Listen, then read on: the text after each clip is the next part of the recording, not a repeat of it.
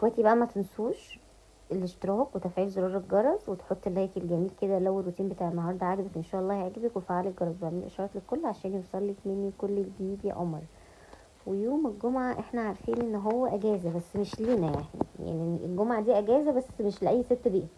ست بيت اليوم الجمعة بقى ده بالذات بيبقى مميز ان هي عايزة تعمل كل حاجة وتوفر كل حاجة طول الاسبوع. يعني ممكن لو انت بتشتغلي عايزة تخزني اكل في البيت، لو انت مش بتشتغلي عايزة تخزني حاجات وتوفري كل حاجات بيتك واحتياجات بيتك لأولادك طول الأسبوع. لو انتي ما بتفضيش تعملي اكل طول الاسبوع لاي ظرف ما، فبتيجي يوم الجمعة عايزة تعملي كل الحلو كله في بيتك وترتبي وتظبطي امورك. فيوم الجمعة مش بالنسبة لنا بيبقى اجازة يعني. ده بقى روتين يوم الجمعة على الحقيقي في المطبخ. بس يعني انا بصحى من النوم كده بعد الصلاة، جمعة مباركة عليكم جميعا. ومننساش نصلي على الحبيب في الكومنتات، اللهم صل وسلم وبارك على سيدنا محمد. بصوا، انا بصحى من النوم كده اخلص ونصلي الجمعة والدنيا تمام، وبعد كده ببتدي اخش المطبخ، يعني اللي هو بقى ورايا مواعين، اغسل المواعين واعلق على الاكل واغسل المواعين بتاعة الاكل، وبعد كده بكون جهزت الاكل فبنتغدى. وبعد كده في ازايز بملاها، غسيل بحطه في الغسالة، نشير بنشره، وبجهز هدوم المدرسة بتاعة محمد مثلا.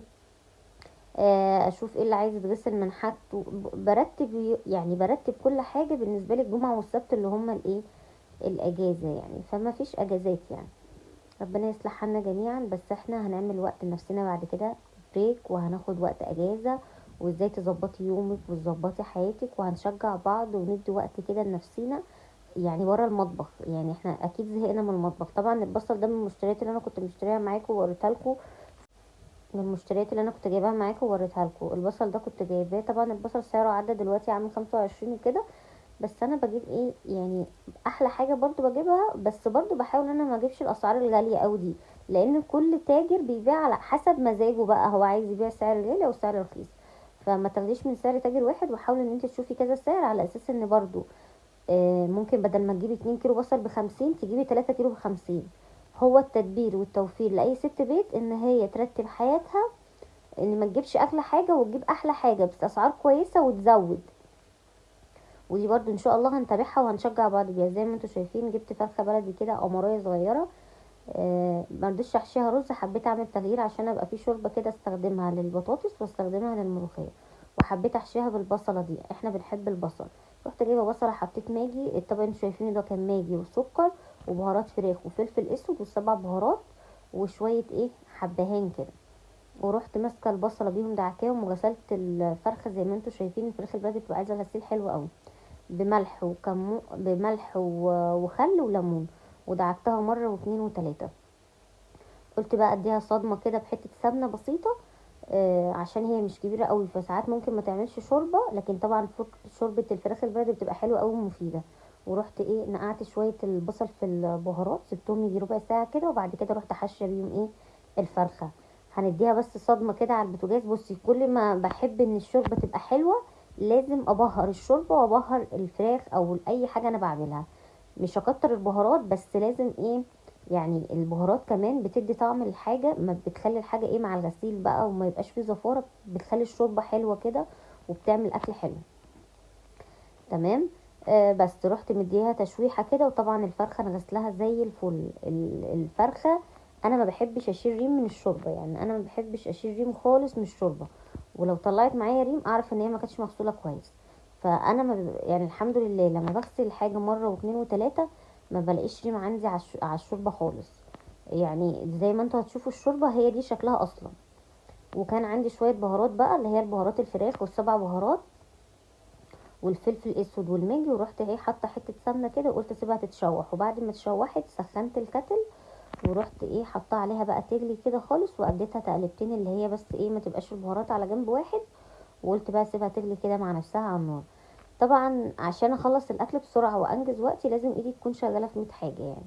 رحت حاطه كده طماطميه وبصلايه في الشوربه برضو علشان ايه تبقى لونها كده حلو بس. وبعد كده قلت بقى اقطع بقى البطاطس، هجيب بقى البطاطس دلوقتي معاكم. كانت البطاطس كان ايه اللي هقطعه ده الطماطم.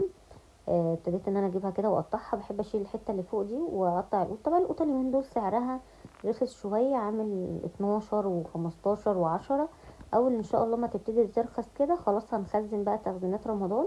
يعني تبقى مثلا ب8 ب7 ب10، هنبتدي نجيب بقى شوية كده ونخزن شوية المحشي وشوية تسبيكة، وهنخزن شوية قوطة محترمين كده بقى في تخزينات رمضان. هنبتدي كده بدري بدري، لان لما الجو بيشتي الأوضة سعرها هيغلى تاني، لان في حاجات بتبوظ من المطره والشتاء وكده. فهنبتدي برضو هنخزن شويه حاجات حلوين. ابتديت جبت بصله بقى كده قطعتها، وهبتدي ان انا اعمل الخلطه الصلصه بتاعه البطاطس. بس بصلايه. سامحوني بقى يا اخواتي لو عدت الكلام من تاني، عشان كنت بعمل حاجات ومش عارفه انا سجلت لحد فين بصراحه. بس زي ما قلت معاكم انا حطيت بصلايه وحطيت توم. يعني هي بس التقليه بتاعه الصلصه البصلايه والثوم، واحده ماجي وشويه سكر، وبروح افضل اقلب فيهم لحد ما يحمروا كده. وهنا ما كانش عندي بطرمان صلصه، فكان عندي كيس مشيت نفسي بيه زي الفل كده. بصوا زي ما انتم شايفين بحب البصلايه تكون محمره كده. التليفون بيرن حاجه بحطه برضو وانا بتكلم، يعني في التليفون اعمل اكل بكمل يعني عادي. انا بعرف الحمد لله اعمل كذا حاجه في نفس الوقت يعني. بس ورحت حاطه بقى الصلصه كده وسبتها بقى تتسبك خالص. اول ما بتطرد السمنه بتاعتها او الزيت او اي ماده دهنيه احنا عاملين بيها الاكل، نبتدي نحط فيها البطاطس او اي طبيخ احنا عاملينه يعني. المهم فرحت قلت كده اجيب كام بطاطسيه اعملهم. بحب اعمل البطاطسيه ما تكونش كبيره قوي، اذا كانت بقى صينيه او مكعبات. يعني ما يكون يعني يكون الاكل كده على قد المعلقه، على قد البق، يعني تبقى الدنيا سهله وبسيطه. ما بحبش اعمل بصلايه كبيره كده تحسوا ان انتوا عايزين تقطعوا الحاجه 100 مره قبل ما تتاكل. بس كده. ورحت بقى جاهزه كده البطاطس غسلاها ورحت نقعها في شويه ميه ومقطعه معاها بصلايه علشان ما تسودش، وحطيت عليها شويه ملح وشطفتها. زي ما انتوا شايفين الفرخه متعلقه عليها هناك كده، والتسبيكه اهي. وهنبتدي بعد كده اصفي بقى البطاطس واحطها في التسبيكه اتسبكت خالص. وبعد كده ابتديت ان انا اصفيها واحطها في التسبيكه. طبعا احنا بقى لسه البطاطس، يعني البطاطس حاليا ب25 والبصل ب25. الطماطم نزلت شويه، هي مفيش حاجه بترخص. بص هي حاجه بتشيل حاجه. يعني الوقت اللي فيه مثلا القوطه ب40 البصل بيبقى ب10 وب12 وب15. البصل يغلى القوطه ترخص، فكله بيشيل بعضه. ابتديت زي ما انتوا شايفين غيرت الحله علشان ما كنتش اعرف ازود شوربه براحتي، وكانت هتفور على البوتاجاز. فساعات بكسل وتفور وافضل ادعك في البوتاجاز، فقلت لا بلاش كسل، اجيب حله افضي فيها البطاطس وازود شوربه براحتي. قلت بقى اعمل بقى تحميره الفرخه دي، احمرها بالطريقه بتاعتنا بتاعت زمان، اللي هي بقى من نفس السمنه بتاعت الرز والزيت. احط الفرخه وبعد ما احمرها والزيت والسمنه ياخدوا طعم الفرخه، اروح حمره الشعريه وعامله شويه شويه رز وكده. حمرتها والدنيا تمام. وجريت بره في المطبخ بعد ما طرطشت عليا. ما بحبش اكتر حاجه بخاف احمرها وتطرطش عليا الفراخ بصراحه، بحس تقدر تفرقع تفرقع. يعني ساعات تيجي في عيني من عين عليها حارس، ربنا يستر والله.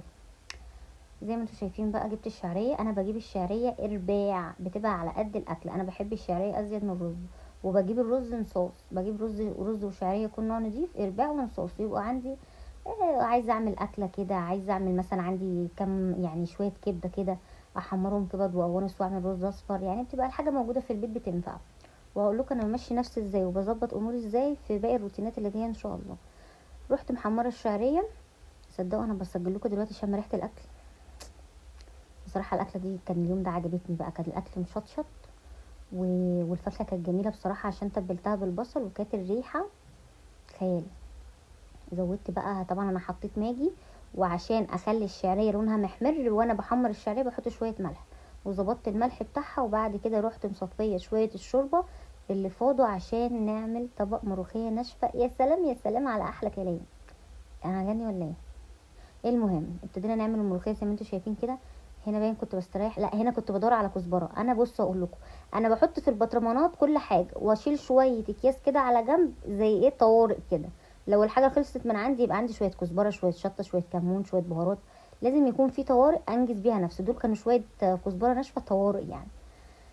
رحت حاطه شويه كزبره وشويه سكر بس مش باينين معاكم وفص ثوم. وبعد كده حطيت الملوخيه الناشفه بضربها يعني بنعمها، وبعد كده احطها في الكبه شويه، وبعد كده اروح حطاها كده زي ما انتم شايفين. طبعا السكر بيديها الخضار اللي انتم شايفينه ده، والكزبره بقى بتديها ريحه ان انت عامله ملوخيه.